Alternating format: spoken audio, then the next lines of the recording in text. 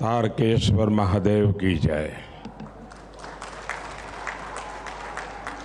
तारक बम बोल बम। पश्चिम बंगाल के राज्यपाल सीवी आनंद बोस जी, केंद्रीय मंत्रिमंडल में मेरे सहयोगी शांतनु ठाकुर जी, पश्चिम बंगाल विधानसभा में नेता विपक्ष शुभेंदु अधिकारी जी, सांसद अपूर्वा पोद्दार जी, सुकांता मजूमदार जी, सौमित्र खान जी, अन्य महानुभाव, देवी और सज्जनों, 21वीं सदी का भारत तेज गति से आगे बढ़ रहा है। हम सभी ने मिलकर 2047 तक विकसित भारत बनाने का लक्ष्य तय किया है। देश का गरीब, किसान, महिला और युवा ये देश की प्राथमिकता है। हमने निरंतर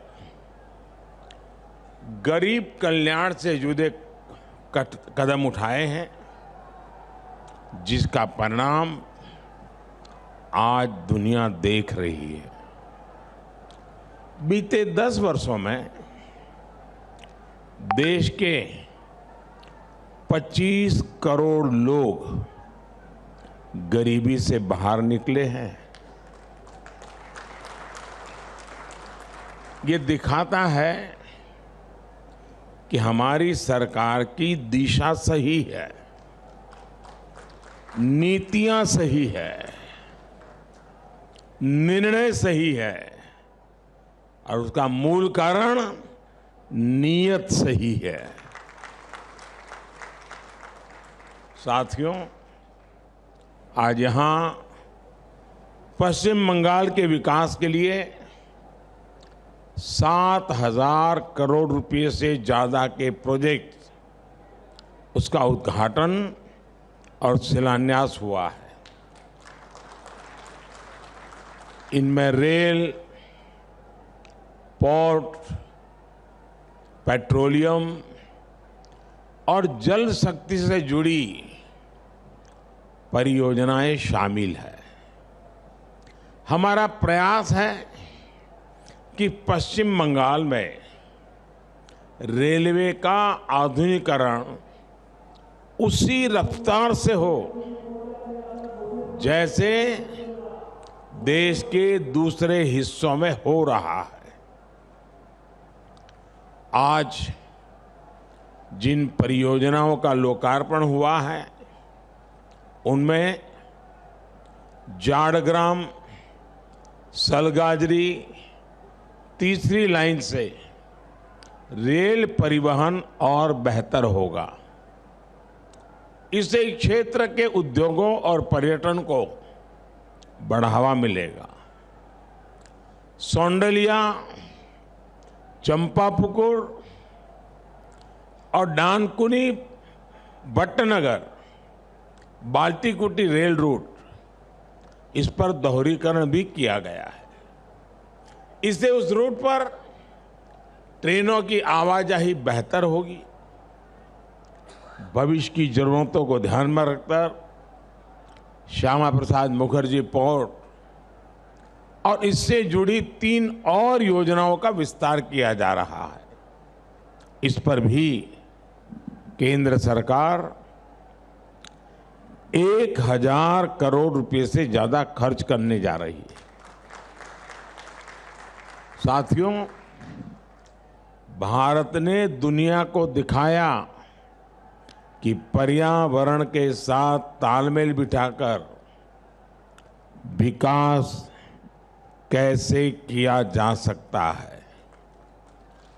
हल्दिया से बरौनी तक 500 किलोमीटर से ज्यादा लंबी क्रूड ऑयल की पाइपलाइन इसका उदाहरण है। इसके जरिए क्रूड ऑयल को 4 राज्यों बिहार, झारखंड, उड़ीसा और पश्चिम बंगाल से होते हुए 3 अलग अलग रिफाइनरी तक पहुंचाया जाएगा। इससे खर्च भी कम होगा और पर्यावरण सुरक्षा से जुड़ी चिंताएं भी कम होगी। आज जो पश्चिम मेदिनीपुर में एलपीजी बॉटलिंग प्लांट शुरू हुआ है, उसका लाभ 7 जिलों को होगा। इससे यहां एलपीजी की मांग को पूरा करने में मदद मिलेगी और साथ साथ नौजवानों के लिए रोजगार के अनेक नए अवसर भी बनेंगे। आज हुगली नदी के प्रदूषण को कम करने के उद्देश्य से सीवेज ट्रीटमेंट प्लांट को भी शुरू किया जा रहा है। इसका भी फायदा हावड़ा, कमरहाटी और बारानगर के क्षेत्र में रहने वाले लाखों लोगों को होगा। साथियों, किसी भी राज्य में इंफ्रास्ट्रक्चर का एक प्रोजेक्ट शुरू होता है तो वहां के लोगों के लिए आगे बढ़ने के कई रास्ते तैयार हो जाते हैं।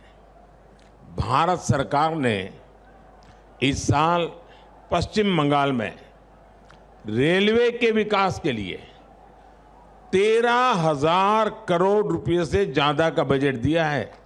13,000 करोड़।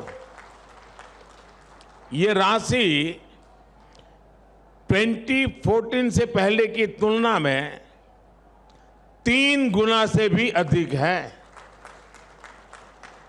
हमारा प्रयास है कि यहां रेल लाइनों का इलेक्ट्रिफिकेशन, यात्री सुविधाओं का विस्तार और रेलवे स्टेशनों का पुनर्विकास तेज गति से हो।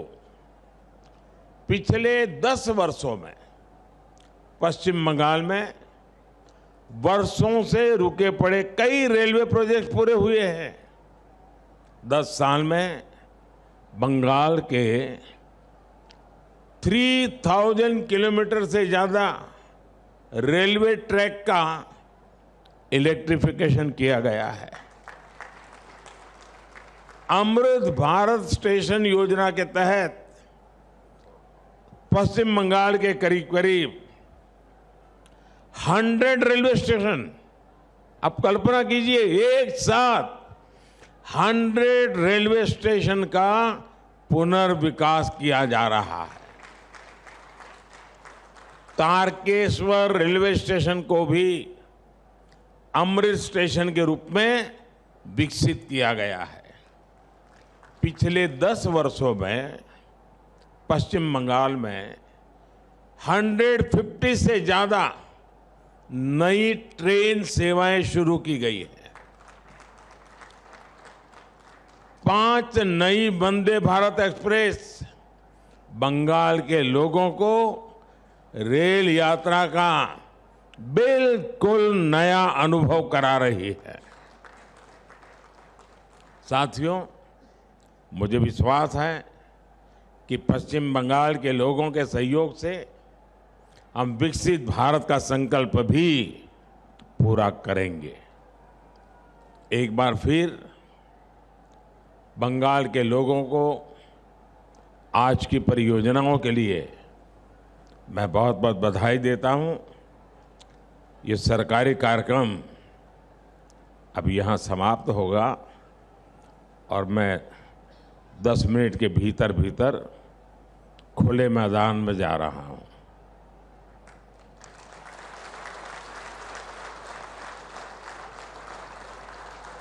खुले मैदान का मजा भी कुछ और होता है। बहुत सारी बातें आज मुझे कहनी है, लेकिन उस मंच पे कहूंगा।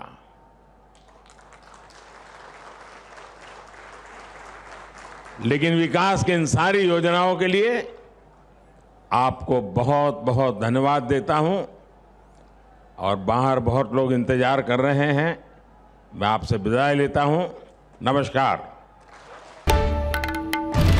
বাংলার আওয়াজ, বাঙালির আবেগ, জি 24 ঘন্টা।